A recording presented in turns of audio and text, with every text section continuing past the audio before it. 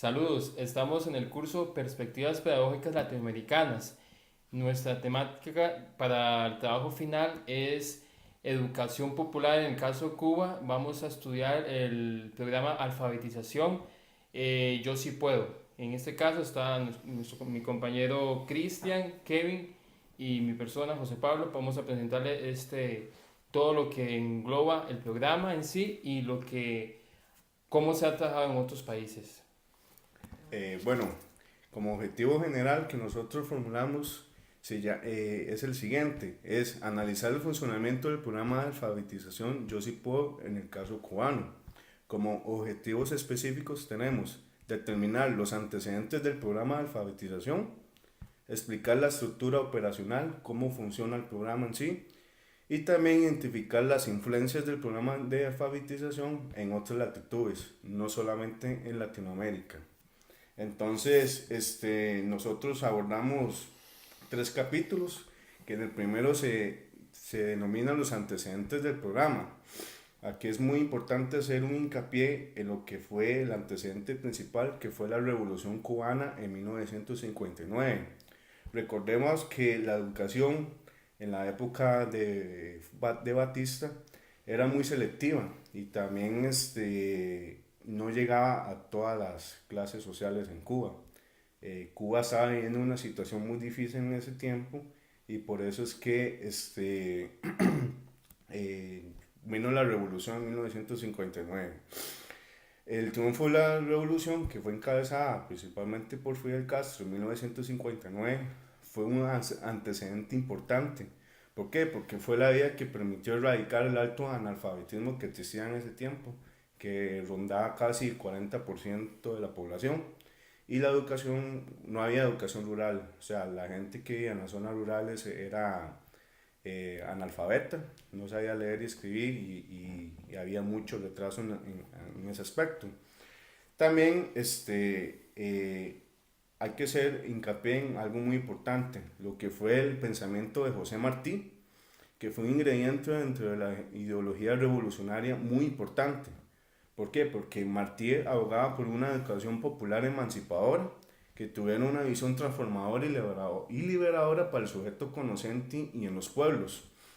Sin esto, Fidel no hubiera tenido un pensamiento más allá de trascendental de transformación social en el pueblo cubano. Es muy importante destacar que, aparte de la influencia de Martí, se puso en práctica lo que era, bueno, primero que todo, la parte socialista, marxista, que se fundó la Revolución Cubana, y también lo que fue el pensamiento de Martí.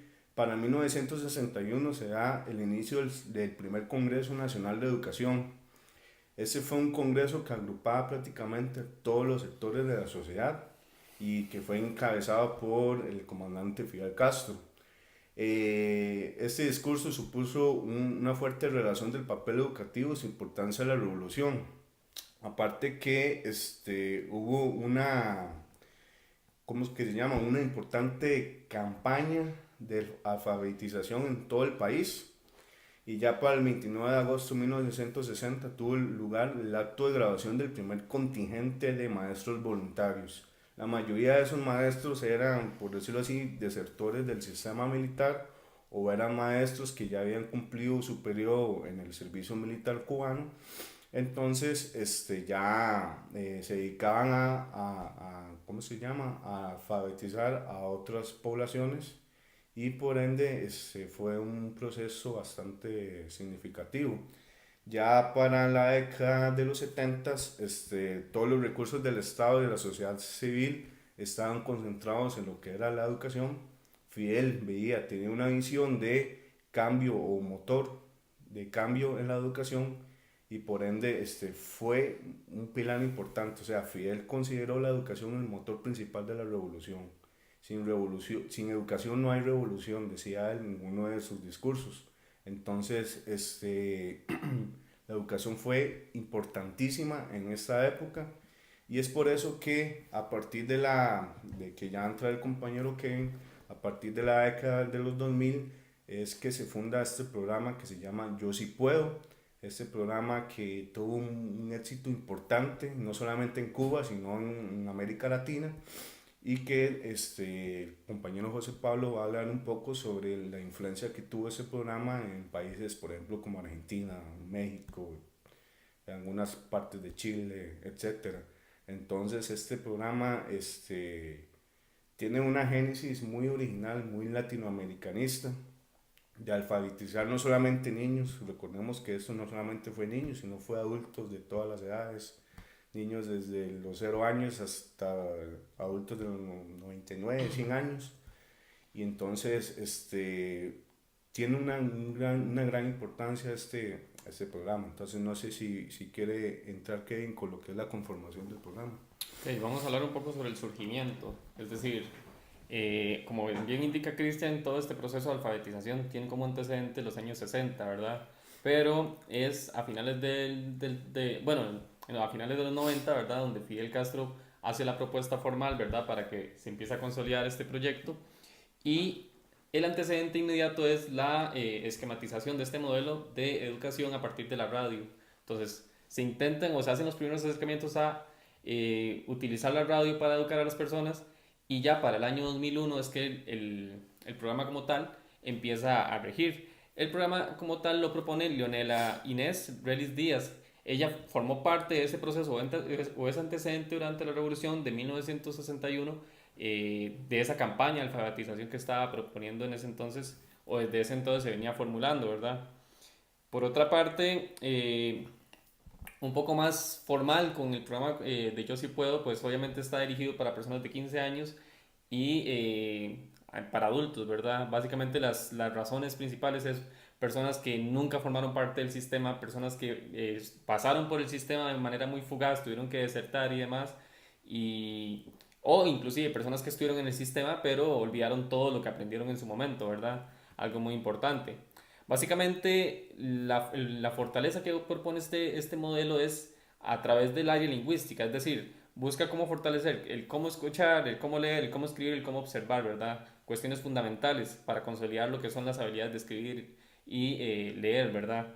Luego, esencialmente utiliza tres, o existe una triada, ¿verdad? Donde se puede formular el programa de manera muy fugaz, es decir, está el material audiovisual, el educador, ¿verdad? O facilitador, y el educando, ¿verdad? Entonces es una triada constante entre esos tres elementos que utilizan la tecnología, el contacto directo, ¿verdad? Y la mediación de un facilitador para ir consolidando constantemente el proceso. A nivel de duración, el programa está planteado con 65 materiales tecnológicos, bueno, videos, ¿verdad? Todos tienen una cartilla, ¿verdad?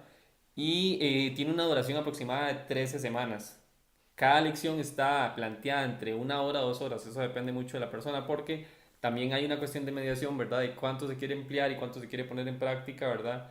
Después de las fases. Pero las fases esenciales están planteadas para 1 hora, en donde, y esto es muy importante de resaltar, tiene 15 minutos para lo que es la formulación de un espacio motivacional, donde usted agarre y converse con sus estudiantes o con, bueno, con los partícipes en este caso, eh, pueda generar ese espacio, ¿verdad? De conversar sobre la cotidianidad, cómo se sienten y demás. Esto más que todo es importante resaltar lo de la motivación porque el vínculo que se establece entre el facilitador y los partícipes es lo que en algunas ocasiones es lo que da continuidad a que los estudiantes sigan dentro del modelo, porque están en una frágil línea donde desertar es algo muy fácil, es algo a lo que se han acostumbrado, y también hay todo un sistema que, ¿verdad? Que los ha desplazado por ellos estar ya superados, ¿verdad? Dentro del sistema. Es decir, como ellos ya se les pasó su oportunidad de estudiar, es muy fácil que estos sean desplazados, ¿verdad? Y incluso mentalmente eso puede ser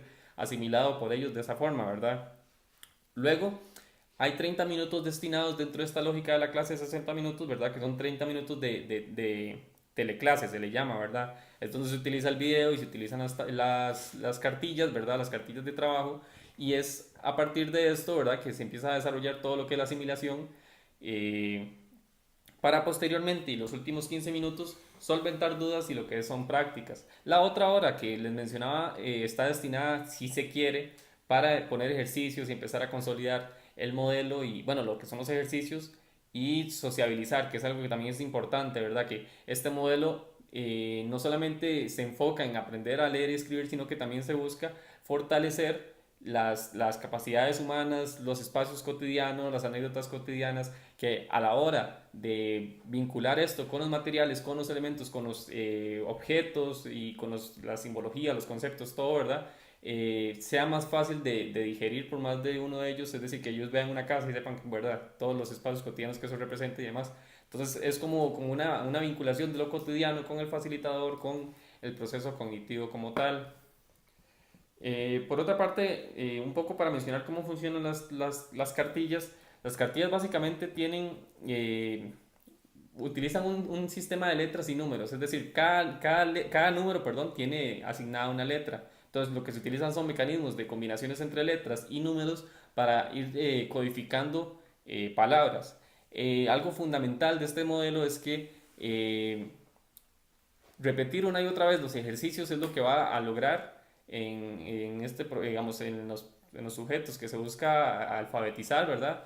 Que se logre una constancia y por ende se logre consolidar una y otra vez el mecanismo.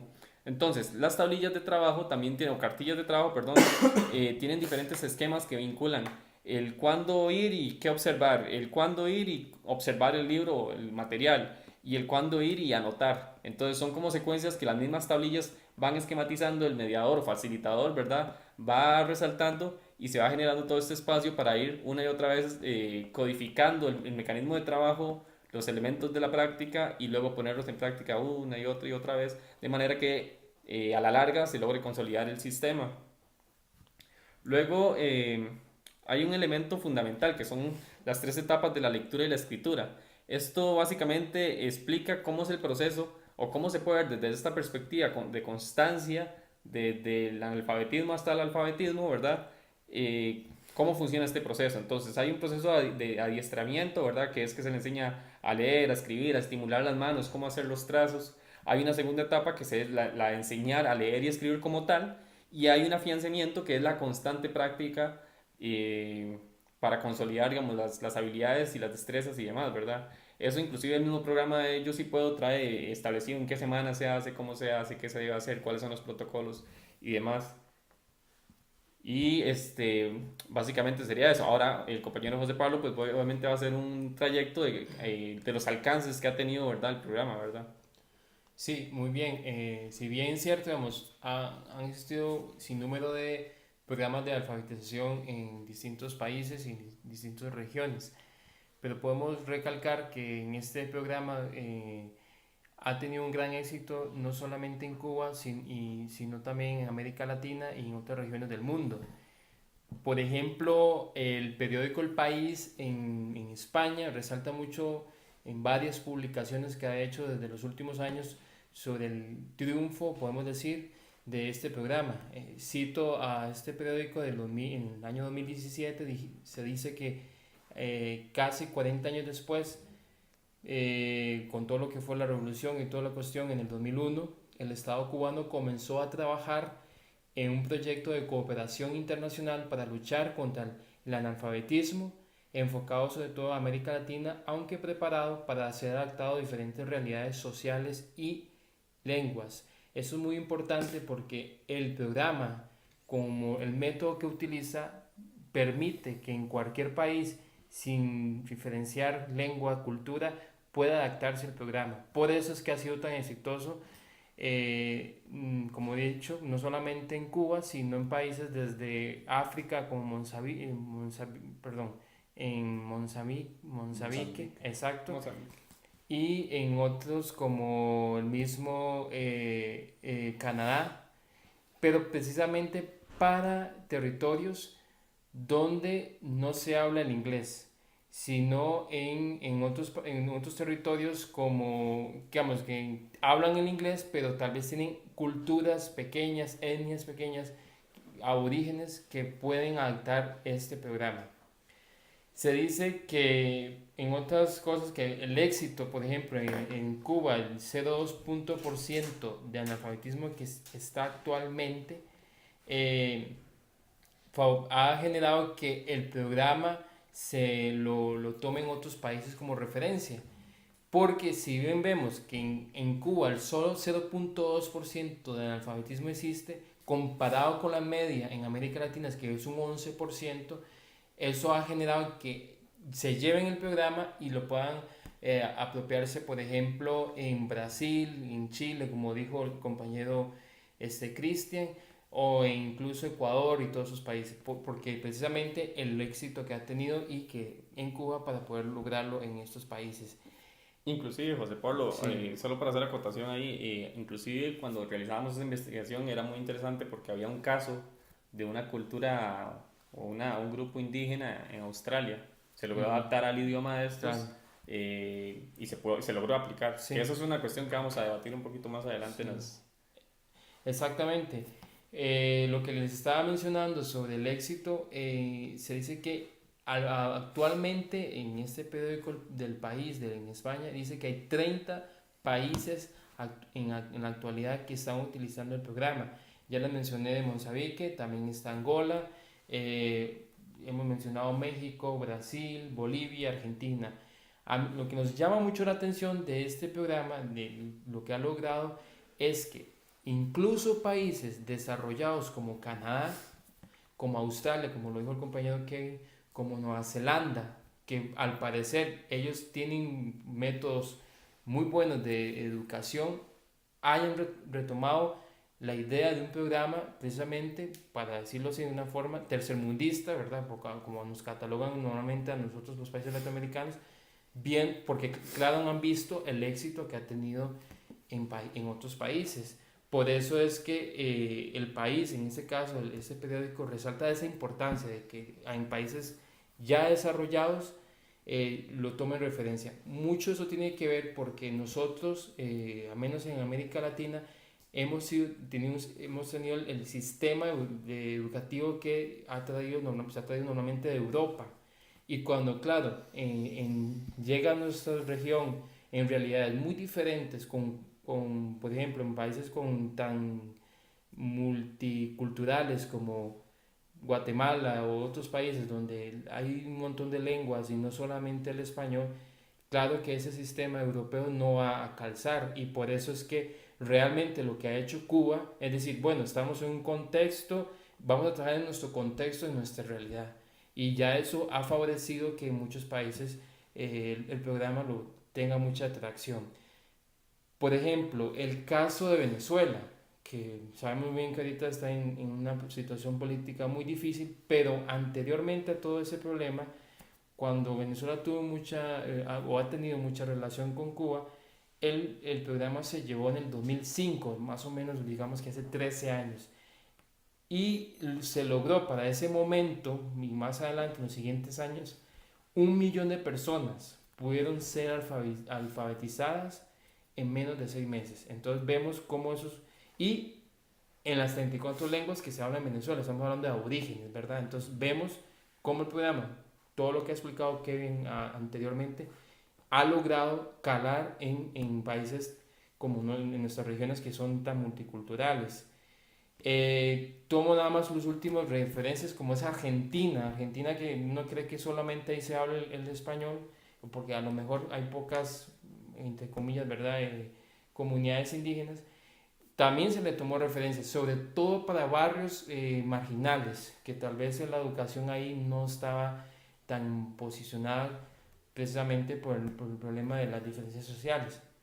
Y se dice que desde el 2000 ellos también resaltan que, bueno, por ejemplo, después de Cuba, el primer país fuera de Cuba que empieza a hacer la alfabetización es Haití. Entonces vemos que un país como este, era que con toda la situación. Y como les estaba hablando con Argentina, también ha generado mucha ayuda en lo que es el programa. Se cree que en una página precisamente de Cuba, que se llama Cuba Debate, es un periódico de allá, se dice que desde el 2001, que empezó en Haití, después de Cuba y inmediatamente en Haití, desde ese momento se calcula que unos 10 millones de personas han sido alfabetizadas por ese programa. Vemos el gran éxito que tiene. Después de todo eso que hemos hablado, vamos a presentar unas cuantas conclusiones de lo que nosotros creemos lo valioso de este programa. Entonces empezamos con Cristian, si gusta. Bueno, lo importante es la trascendentalidad que existe ese programa, ¿verdad? Y la visión de Fidel Castro, de todo ese proceso de revolución que vivió Cuba y es muy importante, ¿verdad? Porque, digamos, no sé si en Costa Rica se ha puesto algún tipo de iniciativa que sea coherente a lo que fue el pensamiento cubano, pero este programa fue bastante, o sea, llegando hasta países como Mozambique o en África, es bastante interesante, ¿verdad? Bueno, por otra parte, creo que es súper valioso rescatar, ¿verdad? La idea del rescate, valga la redundancia, que más que todo es esta idea de cómo rescatar a todos estos sectores de la sociedad que han sido excluidos, que han sido olvidados, que han sido menospreciados y que nunca se les dieron el valor, ¿verdad?, que tenían a nivel educacional, y que estas opciones o estos programas, ¿verdad?, están haciendo hincapié, ¿verdad?, posibilitando, ¿verdad?, que vuelvan a los ámbitos educativos, ¿verdad? Creo que otro aspecto fundamental que también vale resaltar dentro de las conclusiones es el aspecto de vincular las tecnologías con la cotidianidad.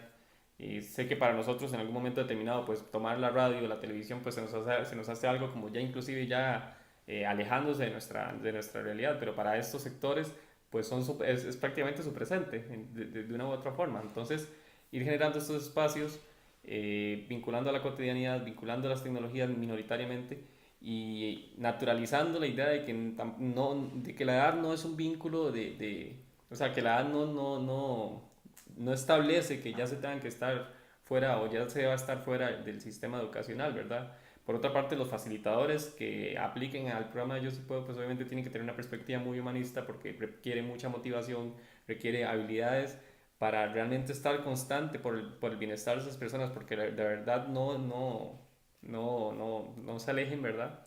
Y continúen en esa línea. Mientras que finalmente el último aspecto a resaltar es sobre la versatilidad que tiene el programa. Como resaltaba José Pablo, pues obviamente son 30 países, ¿verdad? Pero obviamente hay muchas lenguas locales de los países, ¿verdad? Que son adaptadas a este modelo y que terminan funcionando con muchísima efectividad. Creo que esa versatilidad que tiene el programa Yo Sí Puedo, pues está totalmente relacionado con su éxito, ¿verdad? Y yo ahí voy a vincular eso de que dices el éxito, perdón, esa campaña efectiva. Has hablado de esa palabra efectiva, yo también la vinculo con esas conclusiones porque es una campaña efectiva del programa. Más o menos de 2001 hasta hoy podemos decir que son 17 años, y que ha favorecido a muchas personas, es decir, a millones de personas con el programa. A mí me llena orgullo, aunque yo no sea cubano, no sé si ustedes, pero que esto sea un programa hecho desde América Latina y que tenga tanta fama en el mundo, que si sigue así podemos decir que hay cosas muy buenas que en América Latina pueden salir, que creemos que siempre van a venir solamente desde Europa o Estados Unidos, sino que ya estamos produciendo programas realmente muy valiosos y que muchos países fuera de nuestro contexto, fuera de la región latinoamericana, los están tomando como referencia. Esa es una de las cosas. Me gustaría resaltar, y nosotros hemos trabajado eso, que ha venido de lo que dicen llamarse la periferia, ¿verdad? Pero que al fin de cuentas no es esto es simplemente cuestión de límites, pero que podemos decir que no ha venido de países mucho más desarrollados. Otra de las cuestiones es que y que creo que ya Kevin ha dicho un poco la cuestión de que tiene una gran aplicabilidad y es inclusivo, no para cualquier realidad, para cualquier contexto, y eso permite que el programa haya tenido tanto éxito en diferentes países. Yo creo que la cuestión política o social de Cuba, de llevar la educación a todas las personas, esto ha permitido que el programa en sí se enfoque desde esa realidad y que, claro, genere todo una ola de aceptación de las personas, porque precisamente no viene en un contexto capitalista, a lo mejor que a veces más rígido en ese sentido, y que por eso podemos decir que todavía podemos aprender de países que han mantenido una tradición como socialismo. No sé si quedamos aquí, si hay algo más de que decir, la verdad, que creo que ha sido lo que hemos extraído de esta investigación. Bueno, entonces agradecerles a todos los que vean este video y agradecerle al profesor Roberto por toda la experiencia del curso, ¿verdad? Sí, muy agradecido por los diferentes casos que hemos visto de educación popular y creo que nos hemos llevado muy buenas ideas. Incluso eso de empezar con toda la educación liberadora de Pablo Freire, luego ver todos los casos específicos que como en América Latina se están desarrollando muy buenos programas para erradicar desde el analfabetismo hasta otros esos problemas de educación que tal vez mucha gente no ha alcanzado ni la secundaria y la universidad. Bueno, entonces con eso concluimos nuestro trabajo. Muchísimas gracias a todos. Muchas gracias.